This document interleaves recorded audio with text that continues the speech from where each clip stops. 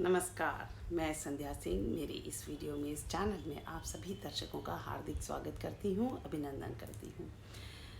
जैसा कि मैंने कल एक वीडियो पब्लिश किया जिसमें मैंने आपको बताया भाग्य, मोक्ष, मुक्ति, भविष्य ये कैसे हमारे क्रिया योग से संबंधित हैं। हमारी ज़िंदगी और क्रिया योग अलग अलग है क्या, या भाग्य हमारा और हमारी ज़िंदगी अलग है? नहीं। तो उसी की कंटिन्यूएशन में मैं आज आपको बताने वाली हूँ कि देखिए भविष्य क्या है, या हम भाग्यशाली होते हैं क्या है, या हम कहते हैं कि ये तो इसका भगवान से प्रदत्त यानी भगवान की दी हुई गॉड गिफ्ट है। ये सब क्या है?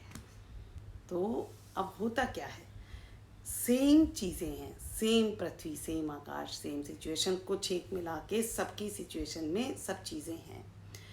तो कुछ लोग जो होते हैं उन्हीं चीज़ों से, जिनको हम कहते हैं कि भाई सक्सेसफुल लोग कौन से होते हैं, जो सेम चीज़ों में से अपना बेहतर कर सकते हैं समाज को या अपने लिए। अच्छा, उसी तरीके से जो बाहर की सिचुएशन के साथ साथ कुछ हमारे अंदर के भी चीज़ें होती हैं, सेम चीज़ें हैं। हर एक में गुस्सा है, मैं नहीं कह सकती कि इसमें गुस्सा नहीं है, इसमें लालच नहीं है। हर एक इंसान को अलग अलग जगहों पर अलग अलग चीज़ों के लिए लालच हो सकता है, गुस्सा हो सकता है मुझे जिस चीज़ में गुस्सा आए उसमें आपको कुछ ना आए, क्योंकि आप डिफरेंट हैं, अलग हैं। तो अब हम कैसे क्या करें कि हम अपने भविष्य को बेहतर बनाएं, आज को बेहतर बनाएं। तो भविष्य के लिए हमने ज्योतिष विद्या, बहुत इंसान हमेशा से जिज्ञासु रहा है कि भविष्य में क्या होगा, वो ज़्यादा जानना चाहता है, या हम क्यों ये सफ़र कर रहे हैं, या हमारी ज़िंदगी में ये स्ट्रगल क्यों है। हम ये इसके बारे में हमेशा सॉल्यूशन चाहते हैं। जैसा कि आपने देखा कोरोना आया तो कुछ लोगों ने भी ये नहीं गिव अप नहीं किया। इंसान की फितरत नहीं है हार मानने की। तो आज मैं थोड़ा सा मेष लग्न के यानी एरीज लग्न के बारे में, असेंडेंट के बारे में बताऊंगी, लेकिन उसकी डिटेल जो होगा मैं बाद में बताऊंगी। एक सिर्फ उदाहरण के तौर पे, एग्जाम्पल के तौर पर बताऊंगी। तो अब हम बात कर रहे थे कि कैसे क्या होता है। हम ज़्यादातर केसेस में जब हम किसी परेशानी में होते हैं तो हम ज्योतिषी के पास जाते हैं। वो हमें कहते हैं कि भाई ऐसा करो, तुम ये वाली पूजा कर लो, तुम्हें ये प्रॉब्लम हो रही है, ये वाली पूजा कर लो, ये वाला पत्थर पहन लो, पूजा कर लो, करवा लो, ये दान दे दो, ये कर दो। बहुत सारे सॉल्यूशंस। मैं ये नहीं कह रही कि ये सॉल्यूशंस कोई फ़ायदा नहीं करते, बेकार हैं, लेकिन ये बहुत थोड़ा सा फ़ायदा करते हैं, यकीन मानिए।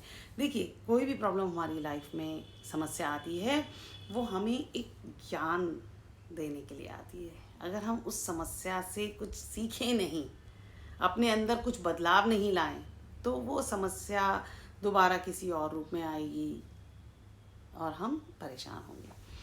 तो उस समस्या से सीखना और एक बेहतर, उससे स्ट्रांग बनना, ये सक्सेसफुल लोगों का गुण होता है।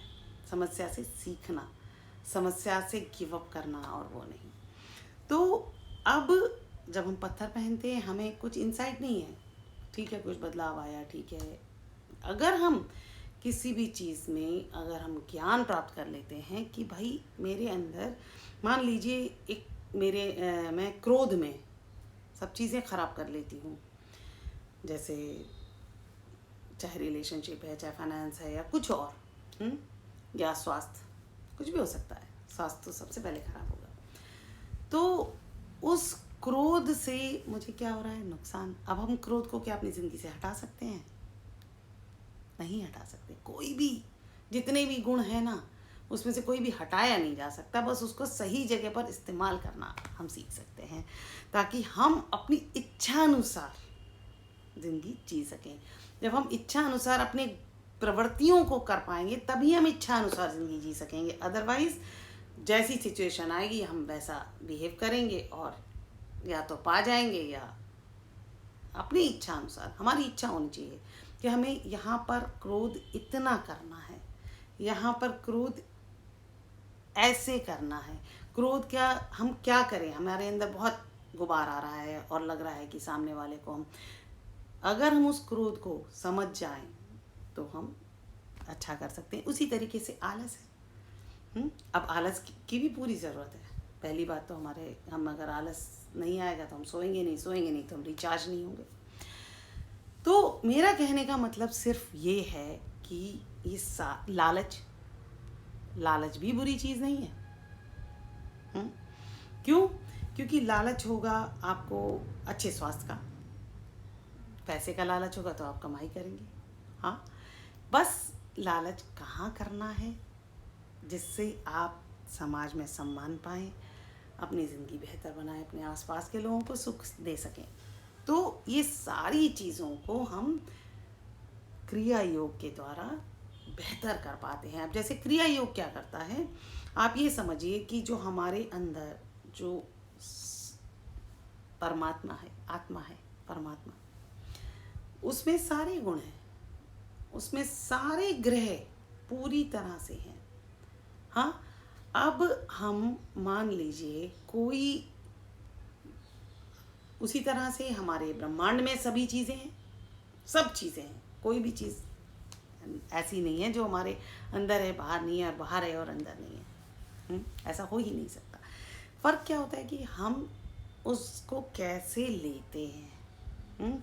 पूरा ले पा रहे हैं। जैसे कई लोग कहते हैं आपका सूर्य खराब है। अब सूर्य खराब है, हाँ, तो अब सूर्य की जो किरणें यानी एनर्जी है उसको हम कैसे ले रहे हैं। या सूर्य बहुत तेज है तो गुस्सा आ गया, जैसे हम मेष लग्न की बात कर रहे हैं, तो कैसे हम उसको लें कि वही एनर्जी, जैसे हम बात करते हैं सोलर एनर्जी, उससे हम बड़ी बड़ी चीज़ें चला सकते हैं। और वहीं हम सोलर एनर्जी को अगर गलत ढंग से करें तो हम लू भी आ जाती है, लू लग जाती है, हम बीमार हो जाते हैं। तो ये सारी चीज़ें, चाहे वो सूर्य है, चाहे वो चांद है, चाहे वो मार्स यानी मंगल ग्रह है, चाहे बुध है, चाहे बृहस्पति है, चाहे शुक्र है, चाहे राहु है, चाहे केतु है, चाहे शनि है, ये सारी चीज़ें पूरी तरह से हैं।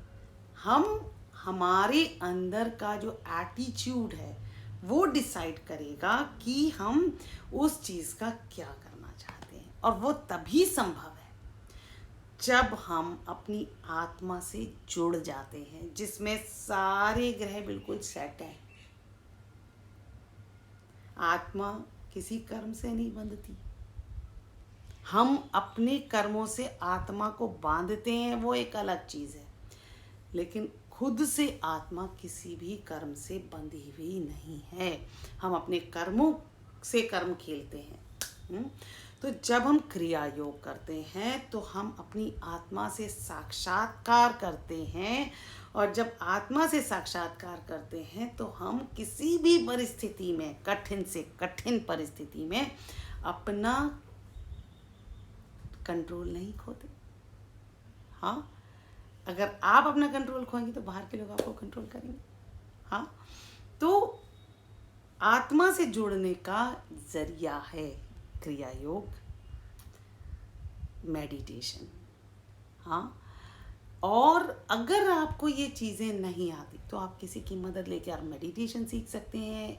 हिप्नोसिस में भी आप फाइनली मेडिटेशन सीख सकते हैं, जिससे आप उससे एक बार आपको कनेक्शन बन गया ना, फिर आपको किसी की ज़रूरत नहीं है।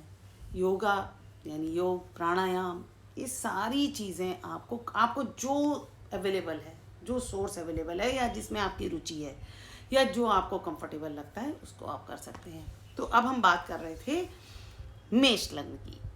मेष लग्न वाले लोग कैसे होते हैं? कॉम्पिटिटिव होते हैं। उनको सबसे कंपटीशन करना, फिजिकल एक्टिविटीज़, जल्दबाज होते हैं, ये इनकी प्रकृति है। हाँ, अगर हम कहें कि नहीं, तुम्हें कंपटीशन नहीं करना चाहिए, हम उनको बांधने की कोशिश करें, प्रकृति प्रदत्त गुणों को हम मोल्ड करने की कोशिश करें कि वो ऐसा ना करें, तो फ्रस्ट्रेशन होगी। अगर हम उनको सिर्फ ये सिखा सकें या हम खुद सीख सकें कि ये गुण मुझे मिले हैं, इसको मैं कहाँ इस्तेमाल करूँ, ये मैं डिसाइड करूँगी, कोई बाहरी शक्ति डिसाइड नहीं करेगी, तो हम कहीं से कहीं पहुंच सकते हैं, अपना फुल पोटेंशियल निकाल सकते हैं। हर इंसान अलग है, तो हर एक की प्रकृति अलग है, हर एक को सिचुएशन अलग मिली है। हाँ, इवन अच्छा प्रकृति अलग है तो सेम सिचुएशन में हर इंसान अलग अलग तरीके से इसको लेता है। तो जब सिचुएशन अलग मिली है, हर इंसान की सिचुएशन अलग मिली है, अंदर से अलग है, तो अब अगर हम उसमें अपनी चीज़ों को, अब हर एक की इच्छाएं भी अलग हैं, हर एक की प्रॉब्लम्स भी अलग हैं, हर एक की स्ट्रगल अलग है। अगर हम उन इच्छाओं को अगर हम अपने हिसाब से, जैसे गुस्से की इच्छा, हमें पता चले कि यस मुझे गुस्सा आ रहा है, उस इच्छा को अगर मैं सही जगह पर इस्तेमाल करूं तो शायद, क्या पक्का, मैं उस गुस्से की ऊर्जा को इस्तेमाल कर सकती हूँ। आलस्य कहाँ करना है? अगर आपके मन में कोई भी विध्वंसकारी इच्छा आती है तो आलस्य कर जाएं कि कल करेंगे। 24 घंटे लगते हैं, 24 घंटे में, ये एक अलग सा विषय है, हिप्नोसिस का विषय है, इसलिए आपको थोड़ा सा बता रही हूँ। जो सिचुएशन आपको बहुत ज़्यादा ऐसा लग रही है कि आप खुद को माइंड आउट ऑफ कंट्रोल जा रहा है, उसको 24 घंटे दे दीजिए, आप बेहतर सॉल्यूशन निकाल पाएंगे। 24 घंटे में हमारा जो कॉन्शियस माइंड से सबकॉन्शियस में चला जाता है और फिर एक बेहतर सॉल्यूशन निकलता है, एक शांत सॉल्यूशन निकलता है। तो आगे जो मेरा अगला वीडियो होगा वो मेष लग्न के बारे में होगा, और उसके हर एक जो उसके हाउसेस होते हैं, पहला दूसरा खाना, ये सब उसके कैसे कैसे हम क्या क्या करें कि उस घर को हम ठीक कर सकें अपनी नेचुरल आदतों के साथ। हमें कुछ और अपनी ज़िंदगी को खुशहाल बनाने के लिए कुछ और बनने की ज़रूरत नहीं है, खुद ही जैसे मैं कैसे आपको और साधारण तरीके से बताती हूँ। जैसे ही मेरा ये घर है, इसमें सब सामान है, लेकिन कुछ इधर पड़ा है, कुछ इधर पड़ा है। अगर मैं उसको सही जगह पर रख दूँगी तो खूबसूरत लगेगा, ऐसे ही एक दूसरे के ऊपर ढेर बना दूँगी तो बेकार लगेगा, है ना। तो अगर आपको मेरा ये वीडियो अच्छा लगता है तो चैनल सब्सक्राइब करना और शेयर करना ना भूलें। तब तक के लिए आज्ञा दीजिए, नमस्कार।